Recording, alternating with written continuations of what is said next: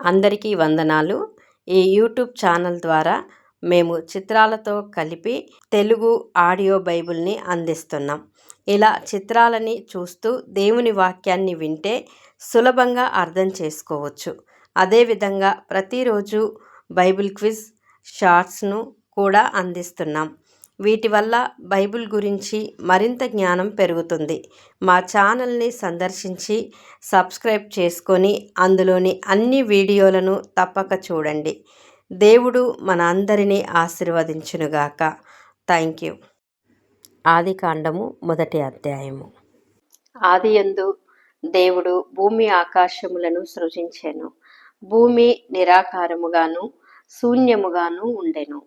చీకటి అగాధ జలము పైన కమ్మి ఉండెను.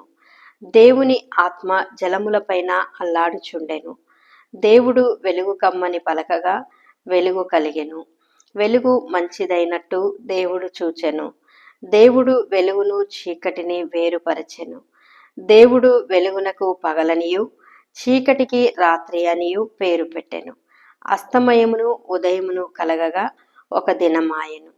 మరియు దేవుడు జలముల మధ్య నొక విశాలము కలిగి ఆ జలములను ఈ జలములను వేరుపరచునుగాకని పలికెను. దేవుడు ఆ విశాలము చేసి విశాలము క్రింద జలములను విశాలము మీది జలములను వేరుపరచగా ఆ ప్రకారమాయెను. దేవుడు ఆ విశాలమునకు ఆకాశమని పేరు పెట్టెను. అస్తమయమును ఉదయమును కలగగా 2వ దినమాయెను. దేవుడు ఆకాశము క్రిందనున్న జలములొక చోటనే కూర్చబడి ఆరిన నేల కనబడునుగాకని పలకగా ఆ ప్రకారమాయెను. దేవుడు ఆరిన నేలకు భూమి అని పేరు పెట్టెను. జలరాశికి ఆయన సముద్రములని పేరు పెట్టెను. అది మంచిదని దేవుడు చూచెను.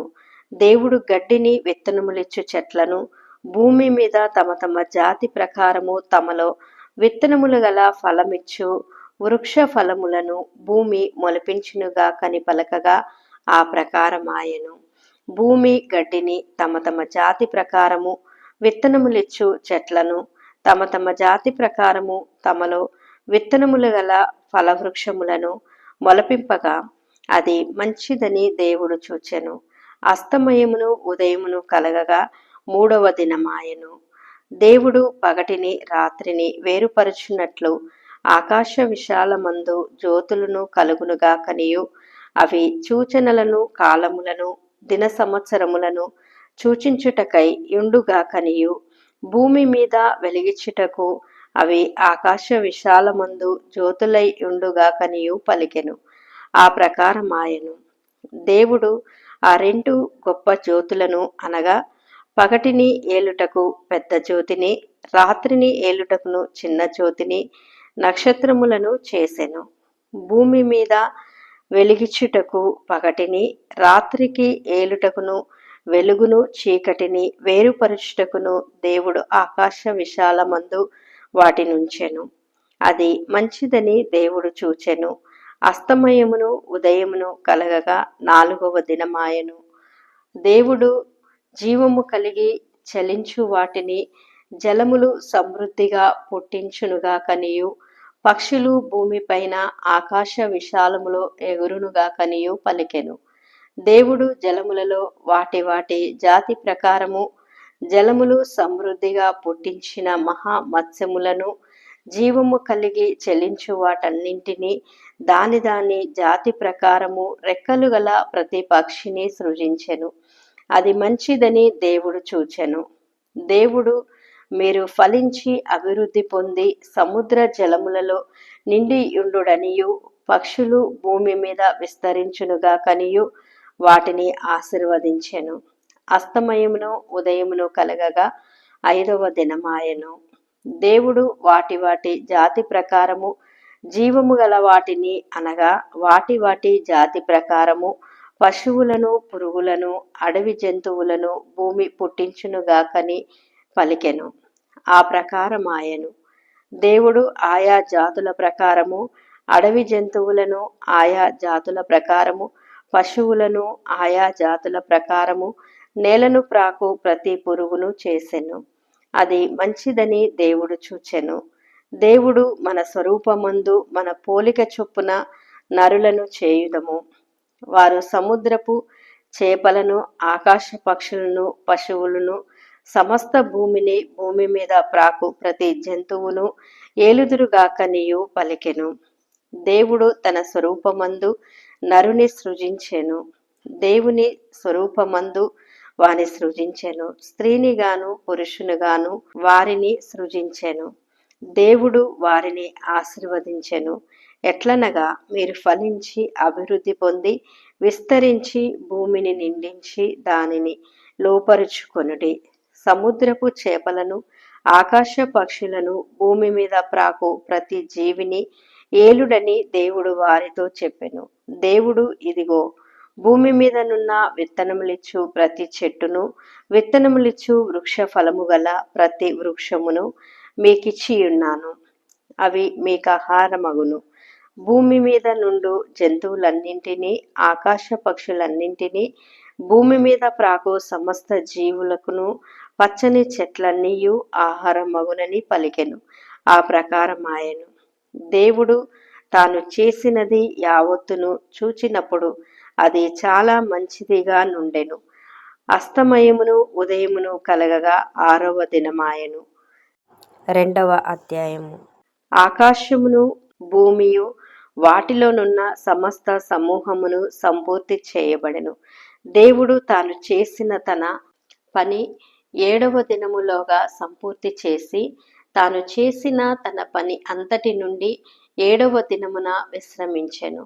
కాబట్టి దేవుడు ఆ 7వ దినమును ఆశీర్వదించి పరిశుద్ధపరిచెను. ఏలయనగా దానిలో దేవుడు తాను చేసినట్టియు సృజించినట్టియు తన పని అంతటి నుండి విశ్రమించెను. దేవుడైన యెహోవా భూమిని ఆకాశమును చేసిన దినమందు భూమి ఆకాశములు సృజించబడినప్పుడు వాటి వాటి ఉత్పత్తి క్రమము ఇదే. అది వరకు పొలమందలి ఏ పొదయు భూమి మీద నుండలేదు, పొలమందలి ఏ చెట్టును మొలవలేదు. ఏలయనగా దేవుడైన యెహోవా భూమి మీద వాన కురిపించలేదు, నేలను సేద్యపరచుటకు నరుడు లేడు. అయితే ఆవిరి భూమి నుండి లేచి నేల అంతటిని తడిపెను. దేవుడైన యెహోవా నేల మట్టితో నరుని నిర్మించి వాని నాసిక రంధ్రములలో జీవవాయువును ఊదగా నరుడు జీవాత్మ ఆయెను. దేవుడైన యెహోవా తూర్పున ఏదెనులో ఒక తోట వేసి తాను నిర్మించిన నరుని దానిలో ఉంచెను. మరియు దేవుడైన యెహోవా చూపునకు రమ్యమైనదియు ఆహారమునకు మంచిదియునైన ప్రతి వృక్షమును, ఆ తోట మధ్యను జీవ వృక్షమును, మంచి చెడ్డల తెలివినిచ్చు వృక్షమును నేల నుండి మొలిపించెను. మరియు ఆ తోటను తడుపుటకును ఏదెనులో నుండి ఒక నది బయలుదేరి అక్కడ నుండి చీలిపోయి 4 శాఖలాయెను. మొదటి దాని పేరు పీషోను. అది హవిలా దేశమంతటి చుట్టూ పారుచున్నది. అక్కడ బంగారం ఉన్నది. ఆ దేశపు బంగారము శ్రేష్టమైనది. అక్కడ బోలమును గోమేధికములను దొరుకును. 2వ నది పేరు గిహోరు. అది కూషు దేశమంతటి చుట్టూ పారుచున్నది. 3వ నది పేరు హిద్దెకేలు. అది అషూరు తూర్పు వైపున పారుచున్నది. 4వ నది యూఫ్రటీసు.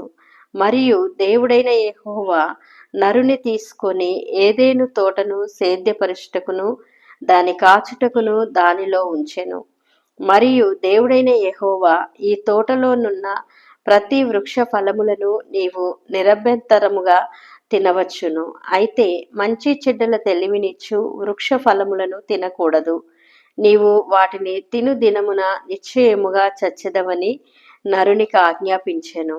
మరియు దేవుడైన యెహోవా, నరుడు ఒంటరిగా నుండుట మంచిది కాదు, వానికి సాటి అయిన సహాయమును వాని కొరకు చేయుదననుకొనెను. దేవుడైన యెహోవా ప్రతి జంతువును, ప్రతి ఆకాశ పక్షిని నేల నుండి నిర్మించి ఆదాము వాటిని ఏ పేరు పెట్టునో చూచుటకు అతని యొద్దకు వాటిని రప్పించెను.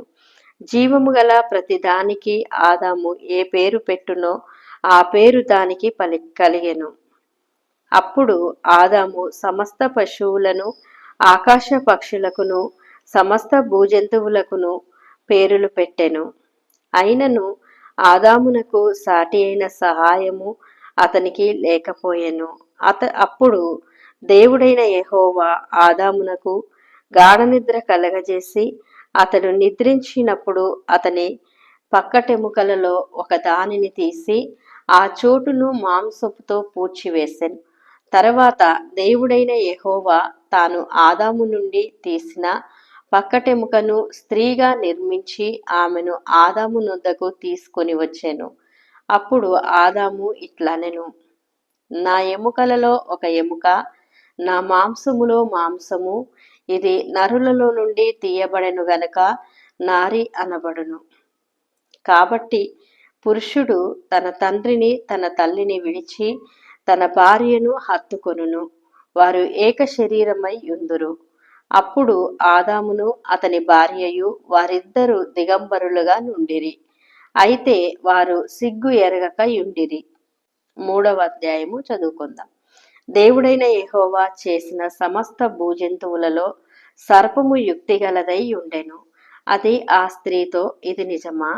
ఆ తోట చెట్లలో దేని ఫలములనైనను మీరు తినకూడదని దేవుడు చెప్పెనా అని అడిగెను. అందుకు స్త్రీ, ఈ తోట చెట్ల ఫలములను మేము తినవచ్చును. అయితే తోట మధ్యనున్న చెట్టు ఫలములను గూర్చి దేవుడు మీరు చావకుండునట్లు వాటిని తినకూడదనియు వాటిని ముట్టకూడదనియు చెప్పెనని సర్పముతో అనెను. అందుకు సర్పము, మీరు చావనే చావరు. ఏలయనగా మీరు వాటిని తిను దినమున మీ కన్నులు తెరవబడుననియు మీరు మంచి చెడ్డలను ఎరిగిన వారై దేవతల వలె ఉందురనియు దేవునికి తెలియనని స్త్రీతో చెప్పగా, స్త్రీ, ఆ వృక్షము ఆహారమునకు మంచిదియు కనులకు అందమైనదియు వివేకమిచ్చు రమ్యమైనదియునై యుండుట చూచినప్పుడు ఆమె దాని ఫలములలో కొన్ని తీసుకొని తిని తనతో పాటు తన భర్తకును ఇచ్చెను. అతడు కూడా తినెను. అప్పుడు వారిద్దరూ కన్నులు తెరవబడెను. వారు తాము దిగంబరులమని తెలుసుకొని అంజూరపు ఆకులు కుట్టి తమకు కచ్చడములను చేసుకొనిరి. చల్లపూటను ఆదామును అతని భార్యయు తోటలో సంచరించుచున్న దేవుడైన యెహోవా స్వరమును విని దేవుడైన యెహోవా ఎదుటికి రాకుండా తోట చెట్ల మధ్యను దాగుకొనగా దేవుడైన యెహోవా ఆదామును పిలిచి, నీవు ఎక్కడ ఉన్నావనెను. అందుకతడు, నేను తోటలో నీ స్వరము వినినప్పుడు దిగంబరినిగా నుంటిని గనుక భయపడి దాగుకొంటిననెను. అందుకాయన, నీవు దిగంబరివని నీకు తెలిపిన వాడెవడు? నీవు తినకూడదని నేను నీకు ఆజ్ఞాపించిన వృక్ష ఫలములు తింటివా అని అడిగెను. అందుకు ఆదాము, నాతో నుండుటకు నీవు నాకిచ్చిన ఈ స్త్రీయే ఆ వృక్ష ఫలములు కొన్ని నాకియ్యగా నేను తింటిననెను. అప్పుడు దేవుడైన యెహోవా స్త్రీతో, నీవు చేసినది ఏమిటని అడగగా, స్త్రీ, సర్పము నన్ను మోసపుచ్చినందున తింటిననెను. అందుకు దేవుడైన యెహోవా సర్పముతో, నీవు దీని చేసినందున పశువులన్నింటిలోనూ భూజంతువులన్నింటిలోనూ నీవు శపించబడిన దానవై నీ కడుపుతో ప్రాకుచు నీవు బ్రతుకు దినములన్నీయు మన్ను తిందువు. మరియు నీకును స్త్రీకిని నీ సంతానమునకు ఆమె సంతానమునకును వైరము కలగజేసెదను. అది నిన్ను తల మీద కొట్టును, నీవు దానిని మడిమ మీద కొట్టెదమని చెప్పెను. ఆయన స్త్రీతో, నీ ప్రసవమును నీ గర్భవేదనను నేను మిక్కిలి హెచ్చించెదను. వేదనతో పిల్లలను కందువు. నీ భర్త ఎడల నీకు వాంఛ కలుగును, అతడు నిన్ను ఏలునని చెప్పెను. ఆయన ఆదాముతో, నీవు నీ భార్య మాట విని తినవద్దని నేను నీకు ఆజ్ఞాపించిన వృక్ష ఫలములు తింటివి గనుక నీ నిమిత్తము నేల శపింపబడి ఉన్నది. ప్రయాసముతోనే నీవు బ్రతుకు దినములన్నీయు దాని పంట తిందువు. అది ముళ్ళ తుప్పలను గచ్చ పొదలను నీకు మొలిపించును. పొలములోని పంట తిందువు. నీవు నేలకు తిరిగి చేరు వరకు నీ ముఖపు చెమట కార్చి ఆహారము తిందువు. ఏలయనగా నేల నుండి నీవు తీయబడితివి, నీవు మన్నే గనుక తిరిగి మన్నైపోవుదువని చెప్పెను. ఆదాము తన భార్యకు అవ్వ అని పేరు పెట్టెను. ఏలయనగా ఆమె జీవము గల ప్రతి వానికిని తల్లి.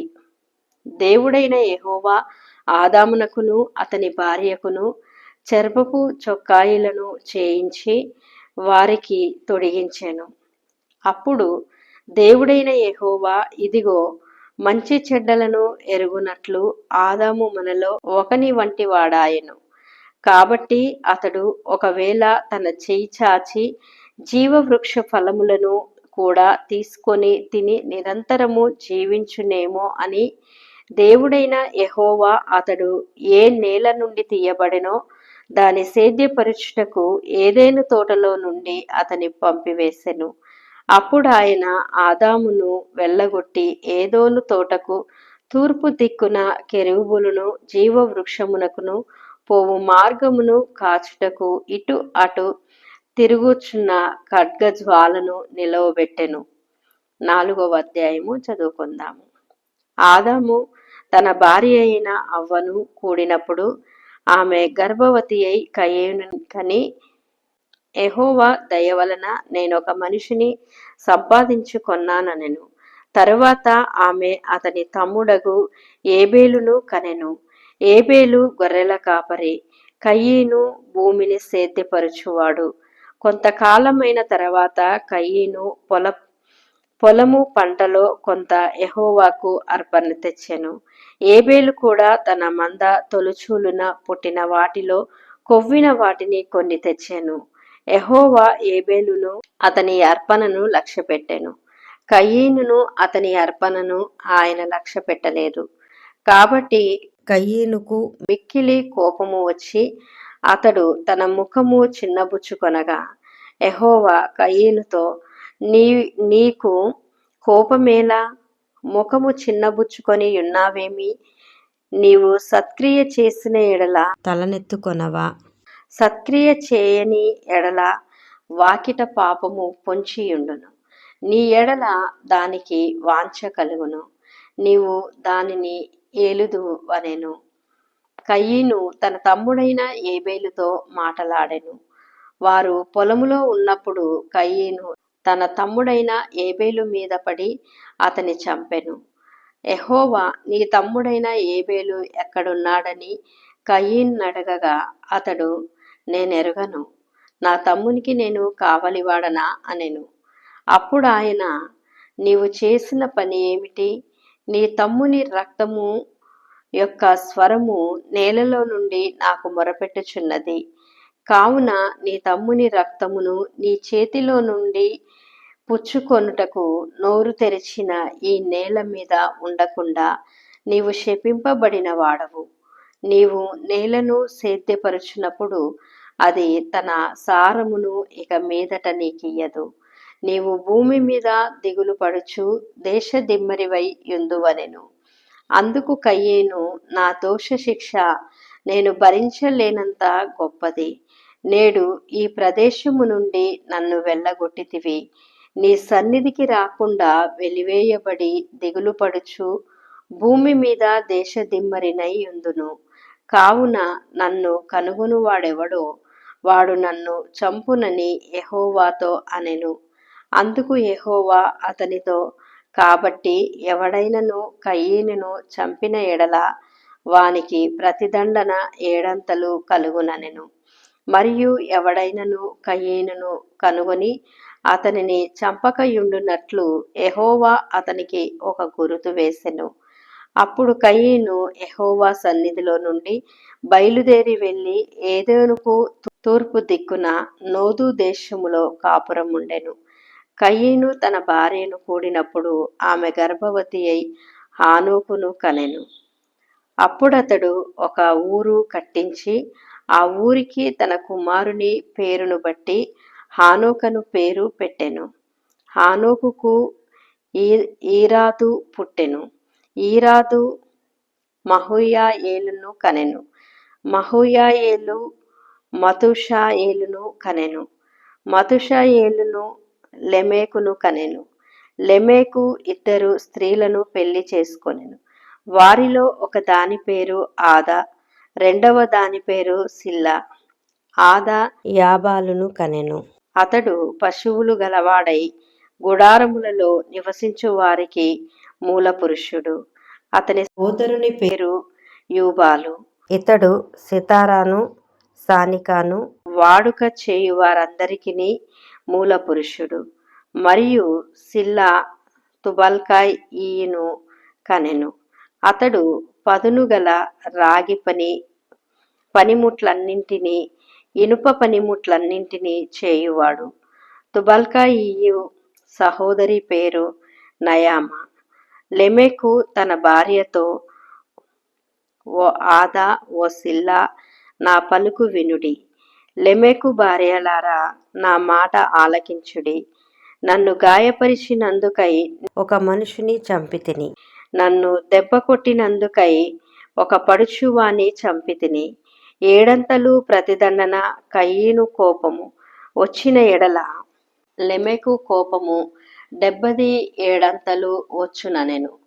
ఆదాము మరలా తన భార్యను కూడినప్పుడు ఆమె కుమారుని కని కయీన్ను చంపిన ఏబేలునకు ప్రతిగా దేవుడు నాకు మరి ఒక సంతానమును నియమించెననుకొని అతనికి షేతు అను పేరు పెట్టెను. మరియు షేతునకు కూడా కుమారుడు పుట్టెను. అతనికి ఏనోషను పేరు పెట్టెను. అప్పుడు యెహోవా నామమున ప్రార్థన చేయుట ఆరంభమైనది. 5వ అధ్యాయము. ఆదాము వంశావళి గ్రంథము ఇదే. దేవుడు ఆదామును సృజించిన దినమున దేవుని పోలికగా అతని చేసెను. మగవానిగాను ఆడదానిగాను వారిని సృజించి, వారు సృజింపబడిన దినమున వారిని ఆశీర్వదించి వారికి నరులని పేరు పెట్టెను. ఆదాము 130 ఏండ్లు బ్రతికి తన పోలికగా తన స్వరూపమున కుమారుని కని అతనికి షేతు అను పేరు పెట్టెను. షేతును కనిన తర్వాత ఆదాము బ్రతికిన దినములు 800 ఏండ్లు. అతడు కుమారులను కుమార్తెలను కనెను.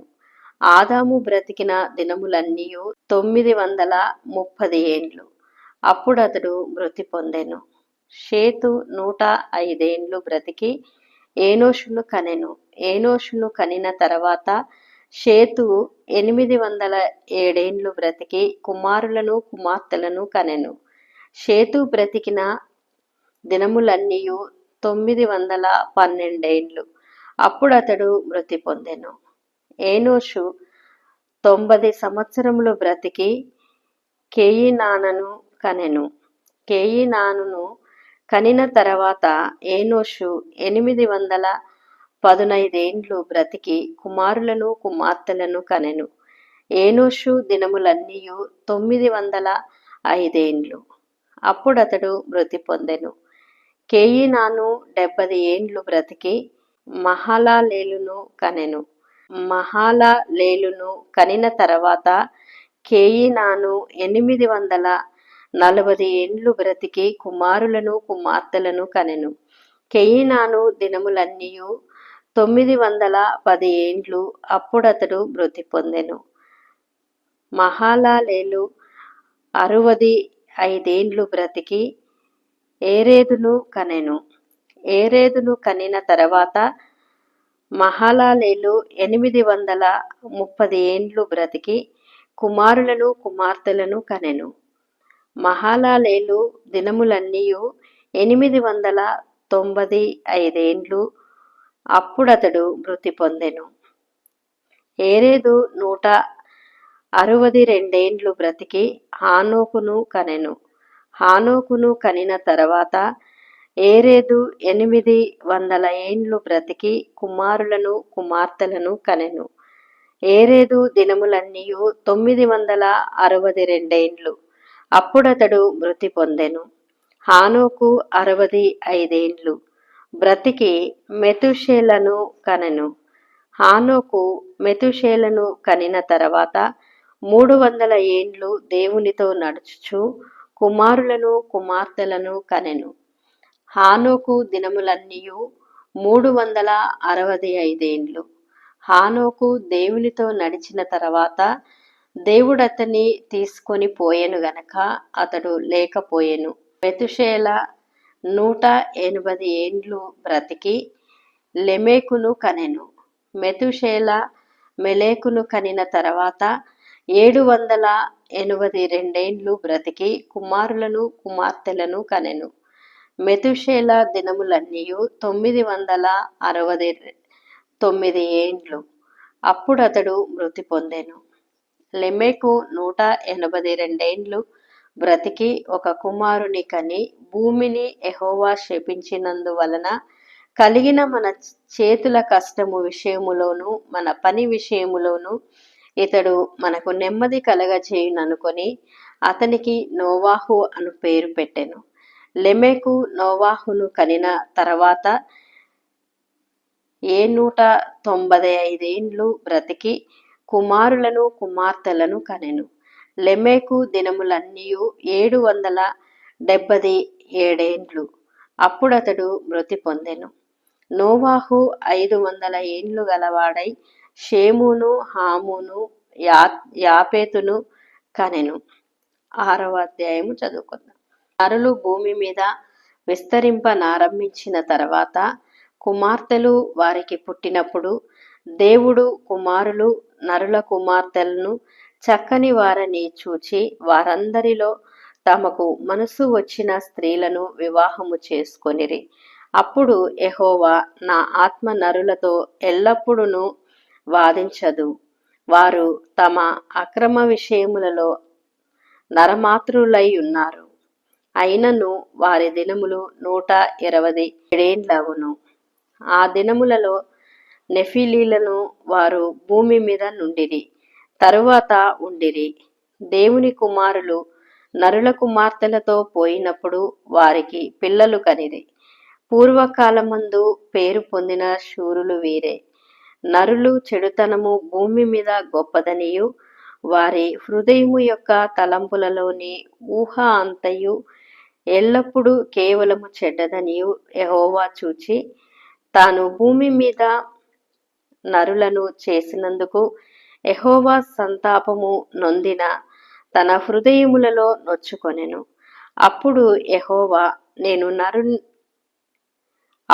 యెహోవా నేను సృజించిన నరులను నరులతో కూడా జంతువులను పురుగులను ఆకాశ పక్షాదులను భూమి మీద నుండకుండా తుడిచివేయుదును. ఏలయనగా నేను వారిని సృజించినందుకు సంతాపము నొందియున్నానెను. అయితే నోవాహు యెహోవా దృష్టియందు కృప పొందిన వాడాయెను. నోవాహు వంశావళి ఇదే. నోవాహు నీతిపరుడును తన తరములలో నిందారహితుడునై ఉండెను. నోవాహు దేవునితో కూడా నడిచినవాడు. షేము హాము యాపేతను 3 కుమారులను నోవాహు కనెను. భూలోకము దేవుని సన్నిధిని చెడిపోయి ఉండెను. భూలోకము బలాత్కారముతో నిండి ఉండెను. దేవుడు భూలోకమును చూచినప్పుడు అది చెడిపోయి ఉండెను. భూమి మీద సమస్త శరీరులు తమ మార్గమును చెరిపివేసుకొని యుండిరి. దేవుడు నోవాహుతో సమస్త శరీరులను మూలముగా భూమి బలాత్కారముతో నిండియున్నది గనుక నా సన్నిధిని వారి అంతము వచ్చియున్నది. ఇదిగో వారిని భూమితో కూడా నాశనము చేయుదును. చితిసారపు మ్రానుతో నీ కొరకు ఒక ఓడను చేసుకొనుము. అరలు పెట్టి ఆ ఓడను చేసి లోపటను వెలుపటలను దానికి కీలు పూయవలెను. నీవు దాని చేయవలసిన విధి మిది. ఆ ఓడ 300 మూరల పొడవును 50 మూరల వెడల్పును 30 మూరల ఎత్తును గలదై యుండవలెను. ఆ ఓడకు కిటికీ చేసి పైనుండి మూరెడు క్రిందికి దాని ముగించవలెను. ఓడ తలుపు దాని ప్రక్కను ఉంచవలెను. క్రింది అంతస్తు 2వ అంతస్తు 3వ అంతస్తు గలదిగా దాని చేయవలెను. ఇదిగో నేనే జీవవాయువు గల సమస్త శరీరులను ఆకాశము క్రింద నుండకుండా నాశనము చేయుటకు భూమి మీదికి జల ప్రవాహము రప్పించుచున్నాను. లోకమందున్న సమస్తమును చనిపోవును. అయితే నీతో నా నిబంధన స్థిరపరచుదును. నీవును నీతో కూడా నీ కుమారులను నీ భార్యయు నీ కోడండ్రును ఆ ఓడలో ప్రవేశింపవలెను. మరియు నీతో కూడా వాటిని బ్రతికించి ఎంచుకొనుటకు సమస్త జీవులలో అనగా సమస్త శరీరుల యొక్క ప్రతి జాతిలోనివి రెండేసి చొప్పున నీవు ఓడలోనికి తేవలెను. వాటిలో మగదియు ఆడదియు నుండవలెను. నీవు వాటిని బ్రతికించి ఎంచుకొనుటకై వాటి వాటి జాతుల ప్రకారము, పక్షాదులలోను వాటి వాటి జాతుల ప్రకారము, జంతువులలోను వాటి వాటి జాతుల ప్రకారము, నేలను ప్రాకు వాటన్నింటిలోనూ ప్రతి జాతిలో రెండేసి చొప్పున నీ యొద్దకు అవి వచ్చును.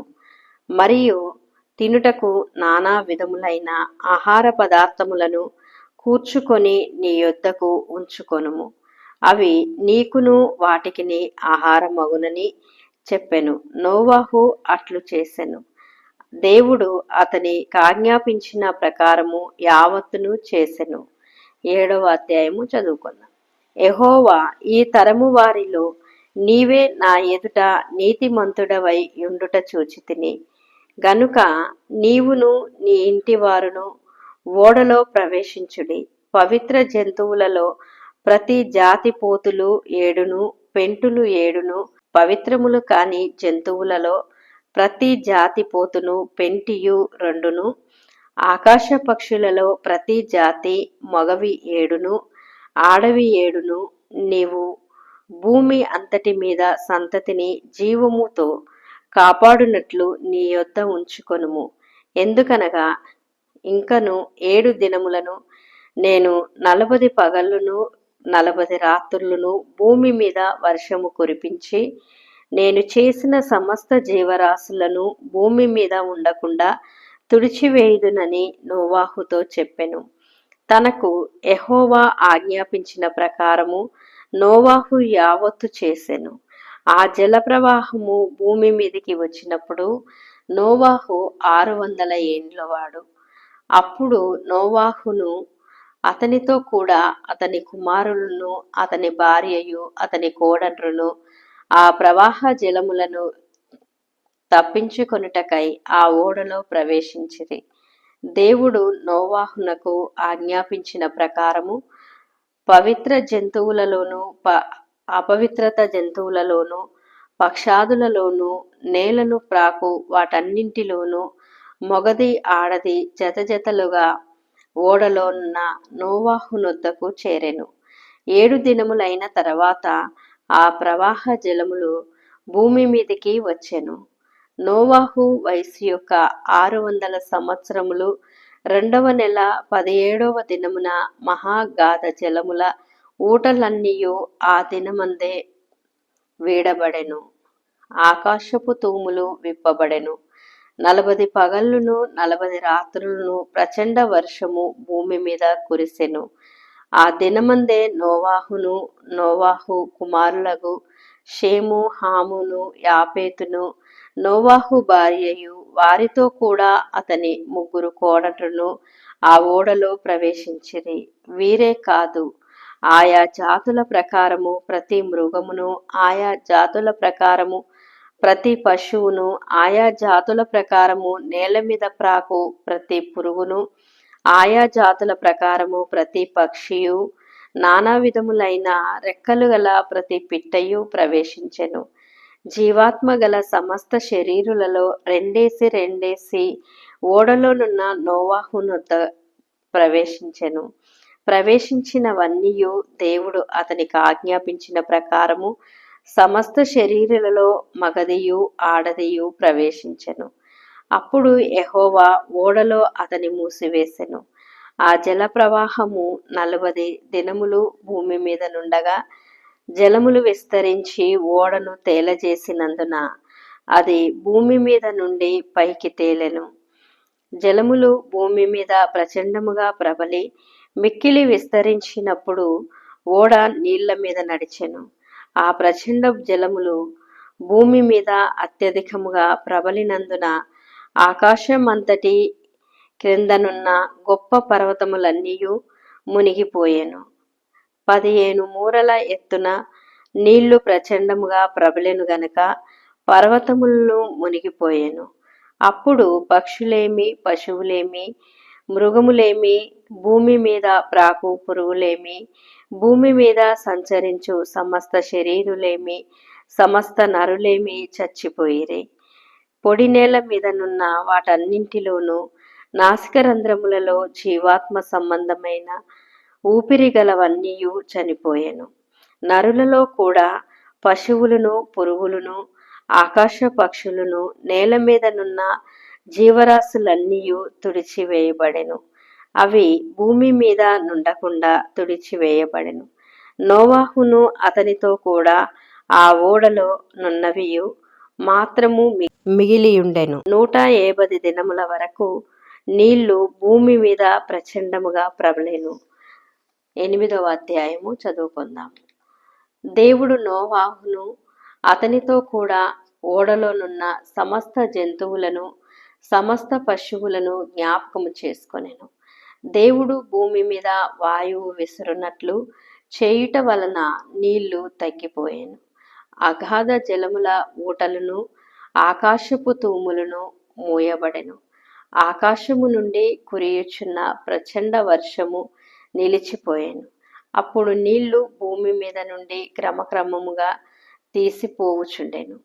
150 దినములైన తర్వాత నీళ్లు తగ్గిపోగా 7వ నెల 17వ దినమున ఓడ అరారాతు కొండ మీద నిలిచెను. నీళ్లు 10వ నెల వరకు క్రమముగా తగ్గుచూ వచ్చెను. 10వ నెల మొదటి దినమున కొండల శిఖరములు కనపడెను. 40 దినములైన తర్వాత నోవాహు తాను చేసిన ఓడ కిటికీ తీసి ఒక కాకిని వెలుపలికి పోవిడిచెను. అది బయటికి వెళ్ళి భూమి మీద నుండి నీళ్లు ఇంకిపోవు వరకు ఇటు అటు తిరుగులాడుచుండెను. మరియు నీళ్లు నేల మీద నుండి తగ్గిపోలేదో చూచుటకు అతడు తన యొద్ద నుండి నల్ల పావురం ఒకటి వెలుపలికి పోవిడిచెను. నీళ్లు భూమి అంతట మీద నున్నందున తన అరకాలు నిలుపుటకు దానికి స్థలము దొరకలేదు గనక ఓడలోనున్న అతని యొద్దకు తిరిగి వచ్చెను. అప్పుడతడు చెయ్యి చాచి దాన్ని పట్టుకొని ఓడలోనికి తీసుకొనెను.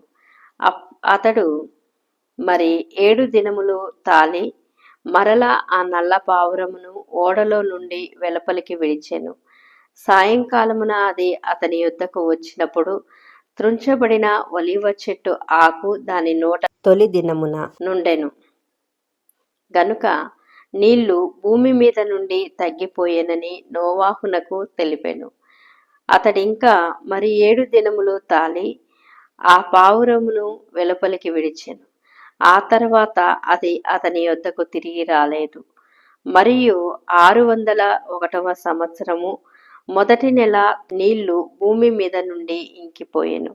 నోవాహు ఓడ కప్పు తీసి చూచినప్పుడు నేల ఆరియుండెను. 2వ నెల 27వ దినమున భూమి ఎండియుండెను. అప్పుడు దేవుడు, నీవును నీతో కూడా నీ భార్యయు, నీ కుమారులను, నీ కోడండ్రును ఓడలో నుండి బయటికి రండి. పక్షులు, పశువులు, భూమి మీద ప్రాకు ప్రతి జాతి పురుగులను మొదలైన సమస్త శరీరులలో నీతో కూడా నున్న ప్రతి జంతువును వెంట పెట్టుకుని వెలుపలికి రావలెను. అవి భూమి మీద బహు విస్తరించి భూమి మీద ఫలించి అభివృద్ధి పొందవలెనని నోవాహుతో చెప్పెను. కాబట్టి నోవాహును అతనితో కూడా అతని కుమారులను, అతని భార్యయు, అతని కోడండ్రును బయటికి వచ్చిరి. ప్రతి జంతువును, ప్రాకు ప్రతి పురుగును, ప్రతి పిట్టయు, భూమి మీద సంచరించున్నవన్నీయు వాటి వాటి జాతుల చొప్పున ఆ ఓడ నుండి బయటికి వచ్చెను.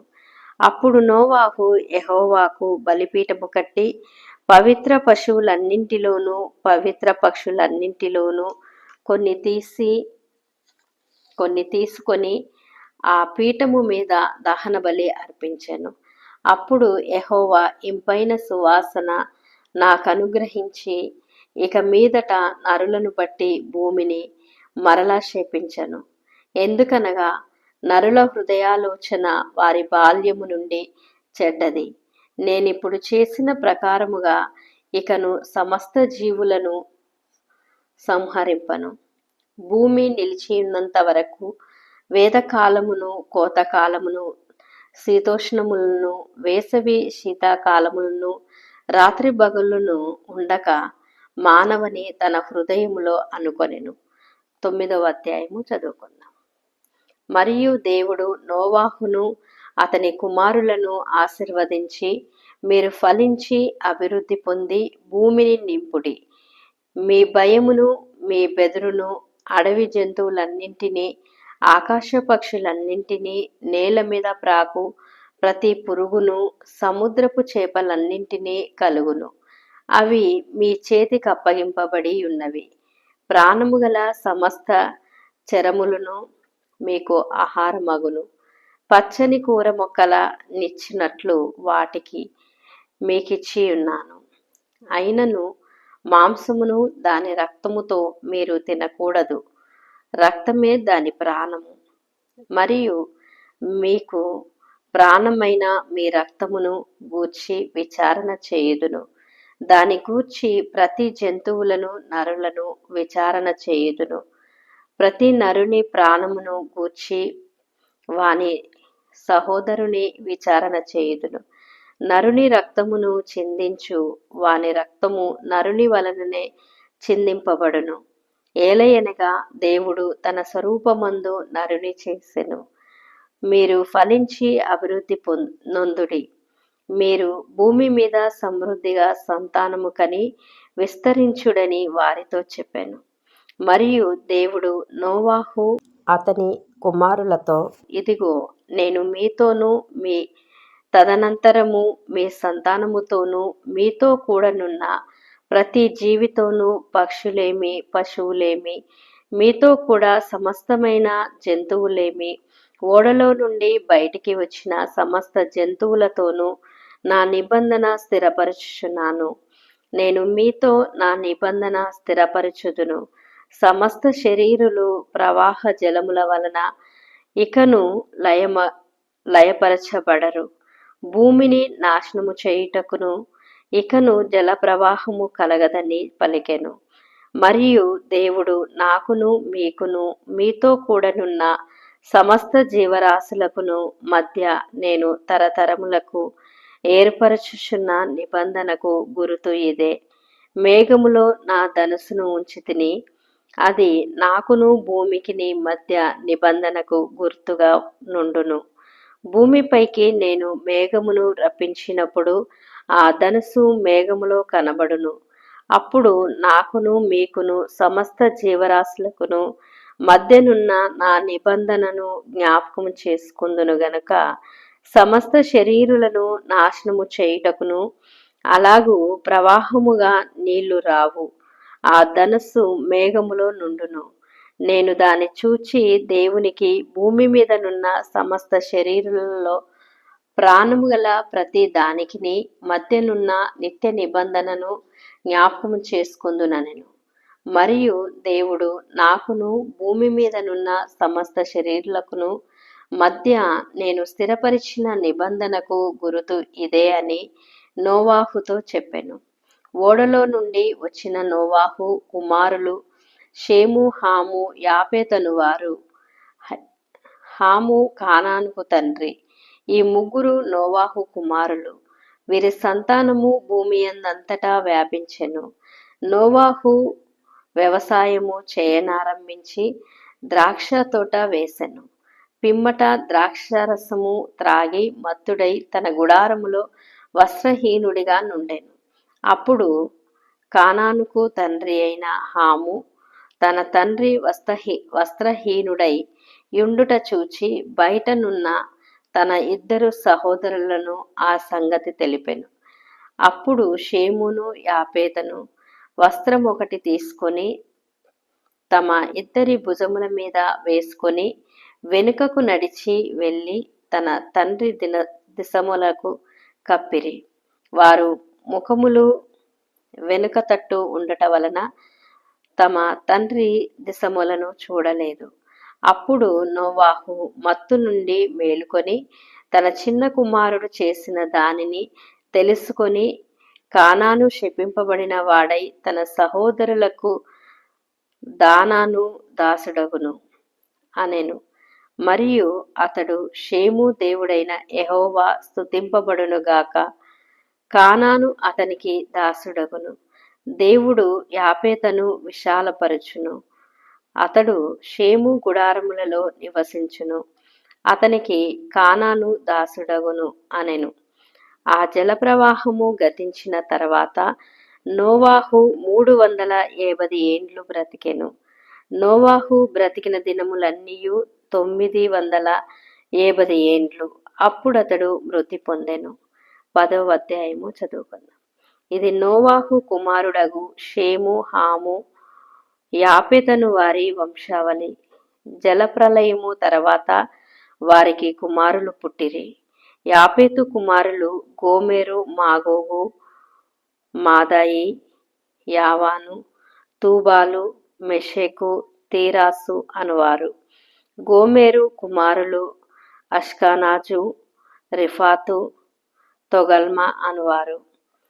యావాను కుమారులు ఎలిషా, తషేరు, కల్తీము, దాదోనీము అనువారు.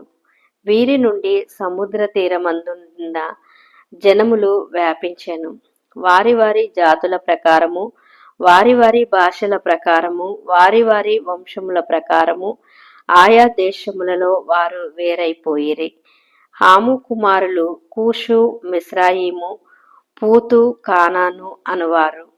కూషు కుమారులు సేబా, హవీలా, సబ్దా, రాయాహ, సబ్దాక అనువారు. రాయాను కుమారులు షేబా, దాదాను అనువారు. కూషు నిమ్రోదును కనెను. అతడు భూమి మీద పరాక్రమశాలి అయి ఉండుటకు ఆరంభించెను. అతడు యెహోవా ఎదుట పరాక్రమము గల వేటగాడు. కాబట్టి యెహోవా ఎదుట పరాక్రమము గల వేటగాడైన నిమ్రోదు వలె అను లోకోక్తి కలదు. షీనారు దేశములోని బాబేలు, హేరేకు, అక్కాదు, కన్నె అను పట్టణములు అతనికి రాజ్యమునకు మొదలు. ఆ దేశములో నుండి అషూరుకు బయలుదేరి వెళ్ళి నినెవేను, రహోబోతీరును, కాలాహును, నినెవేకును, కాలాహుకును మధ్యనున్న రేసేనును కట్టించెను. ఇదే ఆ మహాపట్టణము. మిస్రాయిము లూదీయులను, అనామీయులను, లెహాబీయులను, నఫ్తుయీయులను, పాత్రుసీయులను, కస్లూహీయులను, కప్తోరీయులను కనెను. ఫిలిస్తీయులు కస్లూహీయులలో నుండి వచ్చిన వారు. కానాను తన ప్రథమ కుమారుడగు సీదోనును, హేతును, ఏబూసీయులను, అమోరీయులను, గిల్గాషీయులను, హిల్వీయులను, అర్కీయులను, సినీయులను, అద్వీదీయులను, నెమారీయులను, మహాతీయులను కనెను. తరువాత కానానీయుల వంశములు వ్యాపించెను. కానానీయుల సరిహద్దు సీనోను నుండి గెరారుకు వెళ్ళు మార్గములలో గాజా వరకును, సొదొమ, గొమొర్రా, అద్మా, సెబోయిములకు వెళ్ళు మార్గములలో లాషా వరకును ఉన్నది. వీరు తమ తమ వంశముల ప్రకారము, తమ తమ భాషల ప్రకారము, తమ తమ దేశమును బట్టియు జాతులను బట్టియు హాము కుమారులు. మరియు ఏబేరు యొక్క కుమారులందరికీ పితరుడును పెద్దవాడైన యాపేతు సహోదరునగు షేముకు కూడా సంతానం పుట్టెను.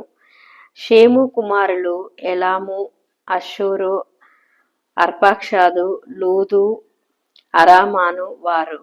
అరాము కుమారులు ఊజు, హూలు, గెతెరు, మాషాను వారు. అర్పాక్షాదు షెలహును కనెను. షెలహు ఏబేరును కనెను. ఏబేరుకు 2 కుమారులు పుట్టిరి. వారిలో ఒకని పేరు పేలేగు. ఏలయనగా అతని దినములలో భూమి దేశములుగా విభజింపబడెను.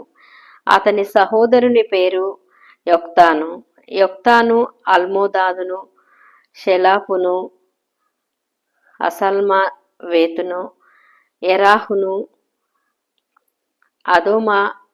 అదోరామును, ఊజునును, దిక్లాను, ఓబాలును, అబిమయేలును, షేబాను, ఒఫీరును, హవీలాను, యోబాబులను కనెను. వీరందరూ యొక్తాను కుమారులు. మేషా నుండి సపారాకు వెళ్ళు మార్గములలోని తూర్పు కొండలు వారి నివాస స్థలము. వీరు తమ తమ వంశముల ప్రకారము, తమ తమ భాషల ప్రకారము, తమ తమ దేశములను బట్టియు, తమ తమ జాతులను బట్టియు షేము కుమారులు.